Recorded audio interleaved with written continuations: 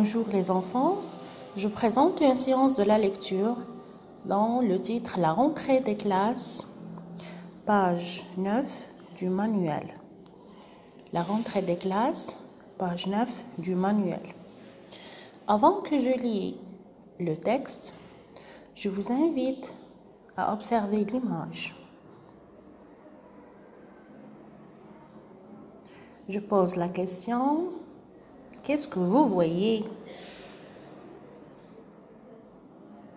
Je vois un homme, je vois des enfants ou bien des élèves. On pose la question, comment les élèves sont-ils installés? Ils sont assis par terre. Que portent les enfants? Les enfants portent des cahiers ou bien des manuels et l'homme porte un feutre ou bien un stylo. On pose la question, que font-ils? Où sont-ils? Je commence la lecture. La rentrée des classes. Un instituteur raconte sa première journée de classe dans un petit village d'Afrique de l'Ouest.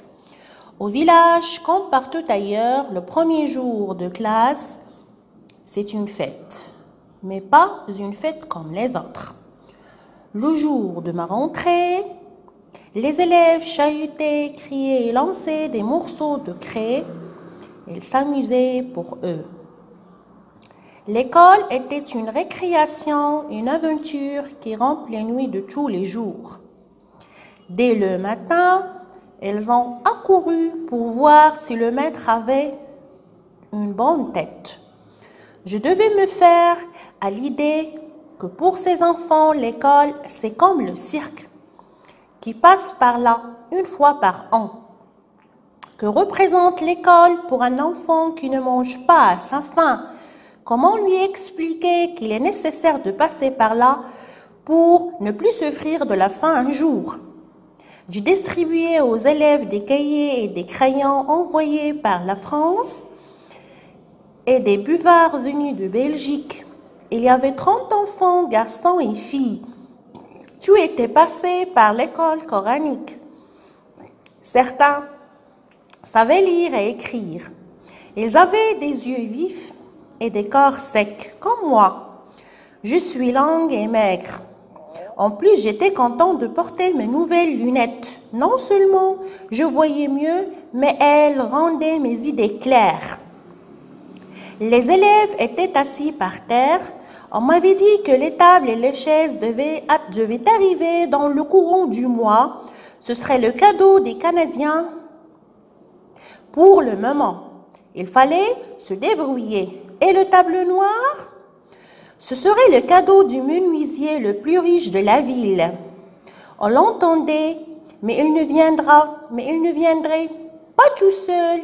Il faudrait aller le chercher et le transporter sur le toit de la camionnette de l'épicier qui passe tous les 15 jours au village. Et comme on m'a appris qu'il fallait dire merci quand on me donne quelque chose, je dirai un grand merci au menuisier le jour où il m'apportera le tableau noir qu'il m'a promis. Car on peut se passer de chaise, mais pas de tableau noir qu'il m'a promis. Car on peut se passer de chaise, mais pas de tableau. D'ailleurs, dès que je verrai mon oncle, je lui demanderai de le rappeler au menuisier. Pendant que je faisais l'appel, les enfants riaient. Ils aiment rire. Sont-ils insouciants ou simplement heureux? Malgré les difficultés de la vie, ils sont gais. Tahir Ben Jelloun, l'école perdue. Donc le titre de ce texte, c'est la rentrée des classes. Pose la question, qui est l'auteur de ce texte? C'est Tahir Ben Jelloun. L'extrait, c'est l'école perdue. Donc, on passe à répondre aux questions concernant, je relis pour répondre aux questions. Donc, je vous invite à lire et à relire le texte encore une autre fois et on va répondre aux quelques questions. Donc, Quel est le sujet traité dans ce texte? Donc, le sujet traité dans ce texte, c'est la rentrée scolaire. C'est la rentrée scolaire. Je lis la première question. Dans quelle région se déroule cette histoire? Donc, cette histoire se passe dans un petit village, observez avec moi, dans un petit village d'Afrique de l'Ouest. Question numéro 2 qui raconte cette histoire. Donc, c'est un type. Le type de ce texte est un type narratif. Donc ici, regardez. Le jour de ma rentrée. Le jour de ma rentrée. Donc ici, on parle de l'instituteur. Donc cette histoire est racontée par un instituteur qui vient d'être affecté dans l'école d'un petit village. Question numéro 3. Nomme tous ceux qui ont aidé ces enfants à s'instruire. Dans l'école qui se trouve dans ce petit village, ils n'ont rien. Ni table, ni chaise, ni craie, ni rien. Donc, on va citer dans le texte tous ceux qui aidaient ces enfants à s'instruire. Observez avec moi ici. On m'a dit que les tables et les chaises devaient arriver dans le courant du mois. Donc, c'est le cadeau de Canadien.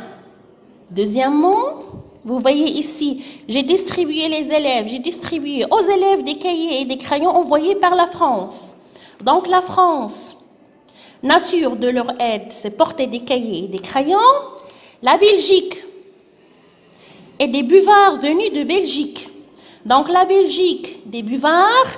Canada, ils ont porté des tables et des chaises et aussi le menuisier. Regardez ici. Il fallait se débrouiller et le tableau noir, ce serait le cadeau du menuisier. Donc le menuisier qui va porter le tableau noir à ses élèves. Donc on passe numéro 4. Cette classe est-elle mixte? Mixte, ça veut dire la classe, il y avait des garçons et des filles, oui ou non? Observez avec moi. Il y avait 30 enfants, garçons et filles. Il y avait 30 enfants, garçons et filles. Donc oui, la classe est mixte. Combien d'enfants? Regardez, il y avait 30 enfants. Relève la phrase qui indique la politesse du maître. Donc, on pose la question, est-ce que le maître est poli ou bien impoli? Suivez avec moi.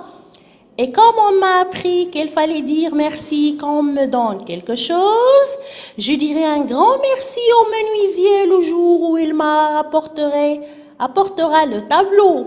Donc, il a dit merci au menuisier. Donc, le professeur, c'est un homme poli.